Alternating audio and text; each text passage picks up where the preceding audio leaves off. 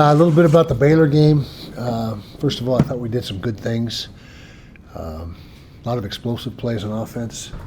Bird Ficklin obviously came in the game and gave us some spark and some, really ran the football exceptionally well. He only carried it, I think it was 6 times, but on 165 yards. So he was a bright spot for us. Wayshawn Parker goes over 100 yards again and really has continuing to separate himself in the backfield from other guys and doing a good job. Not a lot in the throw game, didn't need to. We were committed to the run in this game and ended up piling up almost 400 yards of offense, rushing offense. So a lot of good things offensively. Offensive line played well again. That's been a theme the entire season. Defensively, certainly gave up more points and yards than you'd like, but scored a touchdown, set up another touchdown with a pick six and an interception. I think it ended up inside the 10-yard line. So good stuff there. Baylor, as I mentioned, going into the game, outstanding receiving corps, and feel no different after the game. That's the best receiving corps that we've played, and the quarterback is really good from the pocket. They threw for a ton of yards, 400 plus, but we were able to come away with the victory. Special teams, kind of a non-factor. Not a lot going on special teams wise with either side, and so that was good to get the win. They're, like I said, they got some good players. They got size, athleticism, and speed and length and all that. So they were certainly a team that until we started to separate there in the second half, it was a pretty competitive game. Coming up this week, Kansas State back home, final home game of the year, Senior Day. So we get to recognize our seniors, and it's a good kickoff time, 2:00. So we like that. A little bit of a roll here. We got some momentum going into this game, and got to try to hang on to that. All starts with a great week of preparation. Starts today with that, and we're in pretty good health. We'll find out as the week goes on. With some guys that might be a little questionable, but for where we are in the big picture, health-wise, got no complaints this time of the year. So, questions? This is from Jessica. It says, great win Saturday with about 400 yards passing given up in the last game. What's your plan to tighten the screws for this week's game? Yeah, well, like I said, going in, they're a talented receiving corps. We expected them to, they've been throwing for over 300 a week all season long, and so it wasn't a surprise that we were tested deep. In fact, gosh, it must have been 15 fade balls thrown in that game, 50 balls at least. I mean, it was one after another, and so we needed to make a few more plays than we did. There's no doubt about that. But we've been good in pass coverage all season long. We're still amongst the leaders in the conference in both pass yardage given up and pass defense efficiency, and so just got to keep working at it. We'll miss Scooby obviously the first half of this game, which is not ideal for us. He's been a very consistent player for us this year, so that'll give other guys opportunity though. So that's it. On Saturday night, you had talked about how Devin has just been banged up enough. Yeah. It's still questionable each week. Is there a situation where Bird starts this game or the last game, or kind of where do you kind of see that? Is it still just kind of up in the air? Day by day is what we're taking it, and that's the best answer I can give you. If I knew any more than that, I would share most of that with you, or some of that. But it's just a situation where Devin, there's a lot of physicality in his game, with all the runs he does, and scrambling from the pocket in addition to the design QB runs. So he takes some physical. It takes a physical toll on him, but he's a tough kid. He loves it. He's not he loves running the football, and he's been effective at it. So we'll just see what happens. But certainly there is a scenario where you could see Bird. I'm sure of that, but we'll see. You guys have blown out teams in each of your wins. Mm-hmm. Are style points kind of consideration for you guys with the college football playoff? No, I don't believe in humiliating anybody or trying to run up the score. When you're playing a throw team like Baylor, no score. You got to have a 4-score lead to be safe because they throw the ball so effective they can strike from anywhere, and so that's a little different than if you're playing a team that is a run-oriented team and you get up a few scores. But no, to answer your question, I don't subscribe to that. We don't subscribe to that. There's been games this year where we certainly could have piled on more points, but I just don't think it's not who we are. Yeah. Morning, Coach. Morning, PK. Now, I know you've been saying your focus is on Kansas State. Absolutely, 100%, and nothing else matters. You don't even know that it's your birthday this week because it's all. Stop! Kansas State. I can't believe you said that. Okay. But I'm going to ask you this question anyway. The way your team is playing right now, which obviously is at an extremely high level, do you think right now that it is playoff worthy? You know what?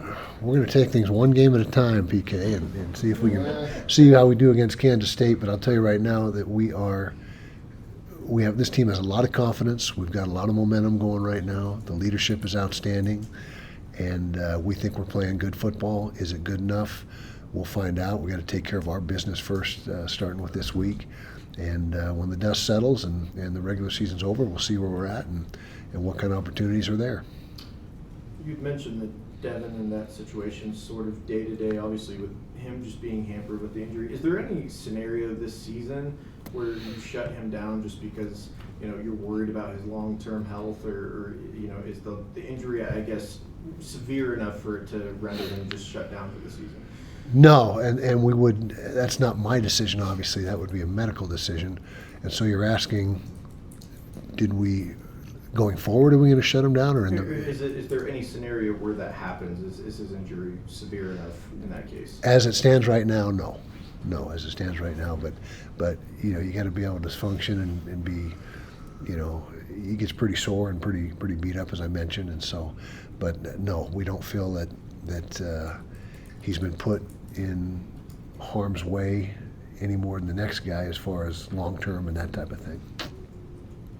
Kyle, after the game, you mentioned that Devin, his mastery of the offense and just his experience in the offense is what led to the decision to keep him out there. But how do you balance that versus how he's performing, how he's executing in terms of how playing him, I guess?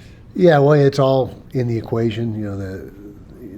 It's game by game and within the game itself. When we feel that the game is out of reach, then we've tried to get him out in those situations, and we've supplemented him, as you noticed, throughout the game with Bird. Sometimes they're in there. A lot of the time they're in there both at the same time, but Devin doesn't have a lot of a role when Bird is at the quarterback. He's more of a guy that just is window dressing out there.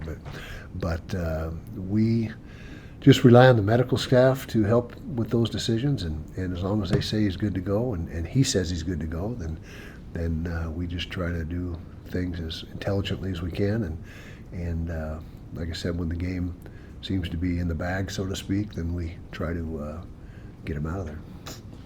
Kyle, at the beginning of the season, you said that this could be the greatest offensive line you've ever had. 10 games in, have they met expectations? 100%. Asked them? 100%. They're surpassed. Surpassed expectations? I would say as advertised, exactly what we expected, and if anything, maybe even better than we expected. We're second in the nation in rushing the football, and that's a real good indicator of the physicality and the talent level of your front. And then, did you happen to see the catch that went viral by a certain player that will go nameless? Certain high school player? A certain high school player at Rice Cycle Stadium? Absolutely. That was very impressive for that, whoever that guy was.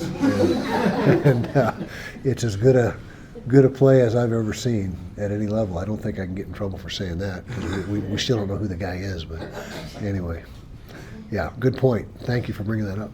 Kyle, I kind of wanted to ask you a big picture question. I know you mentioned you're focused on Kansas State, but it seems like you have two starting caliber quarterbacks on your roster, and you obviously view them very highly. There's been scenarios in the past where teams like Texas have had Quinn Ewers and Arch Manning on their roster long term.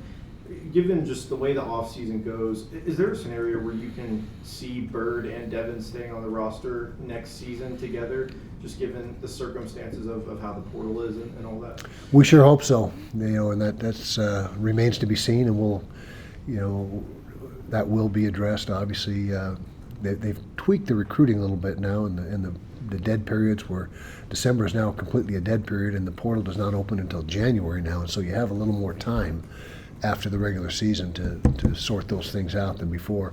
Before, you'd have to start those conversations now with a lot of your players as far as what their plans are and that type of thing.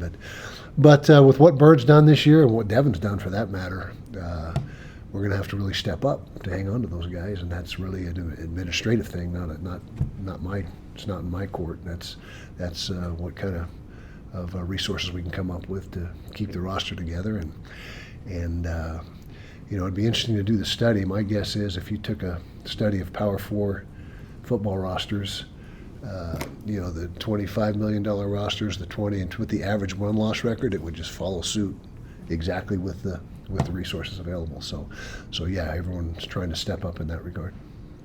Who's a better thrower between the two? Devin, they have different styles. Devin gets the ball out extremely quick. He's got a quick release. He's able to go through the progressions a little quicker than Bird because he's so familiar with them. Bird maybe has a little more zip on the ball, a tad more accuracy at times, but they're different types of throwers from the pocket, and they're both outstanding, but just different. So I don't know if you can say one's better than the other. They both do it their way. Good time for one more, Sammy. Jason Stokes Jr. only played 13 snaps on Saturday, but he had that good pass breakup. What have you seen from his development that has given you guys confidence to put a true freshman out there versus some of these pass-heavy teams? Yeah, well, he's progressed ever since he got here. We obviously liked him out of high school. We wouldn't have recruited him. We thought he had some real upside, and you're right. He made a really nice play in the game on Saturday, and it was an opportunity to put him in the game when we got to what was it, 49-20, I think, is where we felt the game was pretty much out of reach, and gave him some opportunity, and a lot of that was Scooby, going out early, gave us an opportunity to put other guys in, and then Jason was next in line, and so that it was kind of a chain reaction. But I can tell you right now, we have a lot of confidence in Jason, and he's a guy that, as I mentioned, has really gotten better week by week and works hard and has great attitude. And Sharif, Coach Shaw just thought it was time for him to maybe get some game action and show what he can do. Is that it? Okay, guys, thank you.